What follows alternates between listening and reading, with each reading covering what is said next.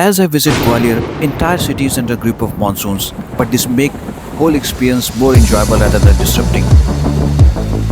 It is totally fun coming at Gwalior Fort in this monsoon season.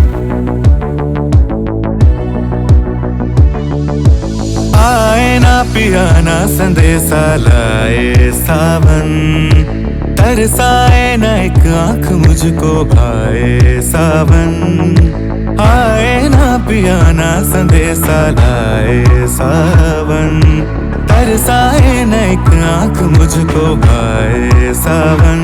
Dear viewers, in this video I will visit the majestic fort of Gwalior at the heart of India, which is also known as Girbaltar of India.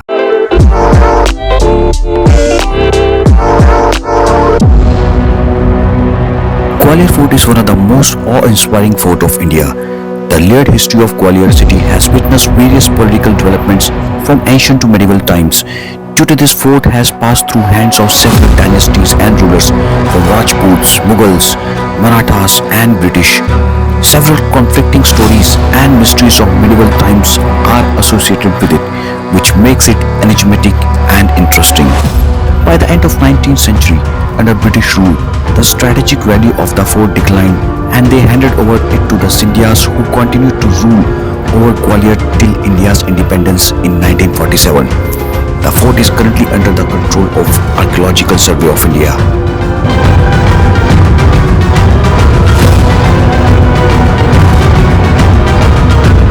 Gwalior Fort is famous for its rich history, impressive architecture and strategic location atop a sandstone hill. The fort is well maintained and houses many historic monuments including palaces, temples and water tanks. The most prominent monuments are Man Mandir Palace, Vikram Mahal, Jain Temple and Teli Temple. I first visited Man Mandir Palace, which is most prominent palace inside Gwalior Fort. It was built by Mansingh of Tomar dynasty in 15th century. Man Mandir is often referred as painted palace because of the painted effect. It is a wonderful piece of architecture due to the use of the style tiles of turquoise, green and yellow used extensively in a geometric pattern. The bare stone walls, pillars and screens in the interior of this palace evoke both visions of the splendid life of the Rajput queens.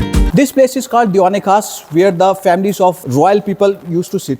And right now, this place is the worship place of the king, and this was the study room where the king used to study. Special attention was made in designing the windows. As the weather was hot, palace had many windows called jharokas for proper ventilation. These were also used by queens to view outside the palace. This is next floor, which was open dancing floor of the king Mansingh Tomar. On this floor, the king used to entertain with his 8 queens with the performances of the royal dancers. Here you can see the Chinese influence on the Indian architecture, as Chinese dragons have been crafted at the hilt of the pillars. This influence was due to trade between China and India during that period. The palace has total 6 floors, out of which one can visit only 4 floors, including 2 basements.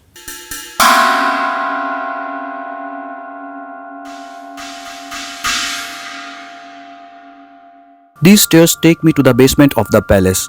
In the underground floors of the palace lies the contrasting stories of wealth, luxury, sacrifice, tortures and mysteries of the medieval times. Under the king Mansingh Tomar, these underground floors were used as swimming pool and waiting room by his queens. Later in 1523, Mansingh Tomar got killed in the battle with the then ruler of Delhi, Ibrahim Lodi. After the defeat of Ibrahim Lodi, this palace came under the control of Mughals. The Mughals used this fort for political prisoners where they were tortured and killed. It is said that their screams could be heard by the locals in the city. You can see this place is such a majestic place, and this place is such a mysterious and enigmatic. You can imagine what kind of atmosphere would have been there at that time, at that point of history. Really amazing. I would say that you must visit this place.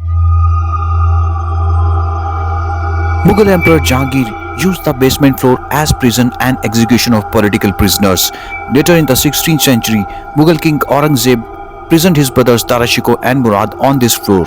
Tarashiko was able to run from this prison, but he was later killed in Delhi. Murad, on the other hand, was tortured and hanged on this floor.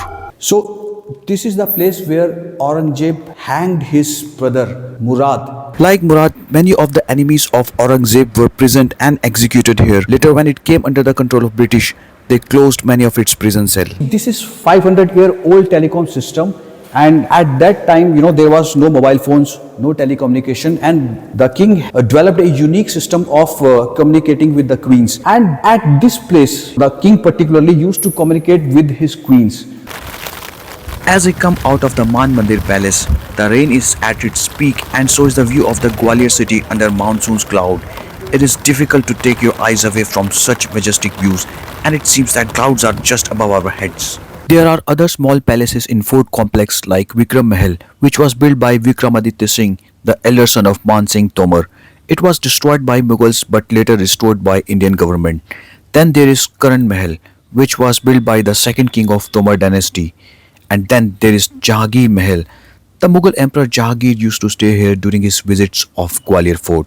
Right now I'm standing in front of Sas Bahu temple. The specialty of this temple is this is 1000-year-old temple. The temple is found within fort complex. It was built by Hindu king named Mahipal in 11th century. The temple is dedicated to Hindu gods Vishnu and Shiva. Like most temples in the region, it was badly damaged during multiple outsiders' invasion. The temple's tower and sanctum has been destroyed, but its architecture and damaged carvings can still be appreciated from the ruins. The temple features intricate carvings on walls and pillars depicting scenes from Hindu mythology like Ramayana and Mahabharata. The entire temple is covered with carvings, notably 4 idols of Hindu gods Brahma, Vishnu and Saraswati above its entrance door. Look at the work done on each and every statue. That's amazing work, and that's you can call the architecture. The next prominent temple is Delhi Temple.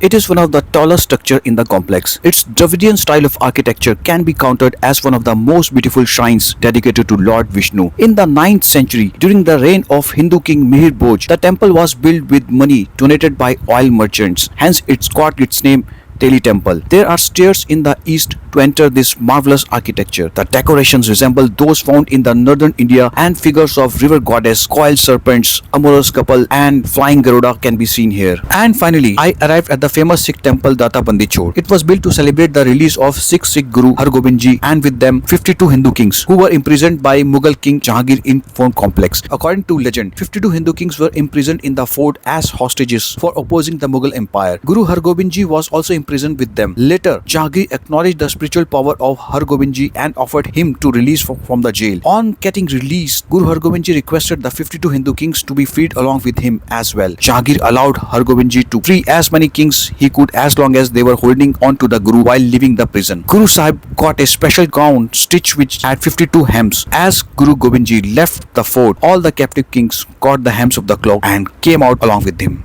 That is how all kings were released from the prison. That's why this Sikh temple is called Data Bandi Chhod, which means, "Oh Lord, please release the prisoners." With this, I come to an end of my visit to Gwalior Fort. So next time, if you want to discover new destination, do come to Gwalior.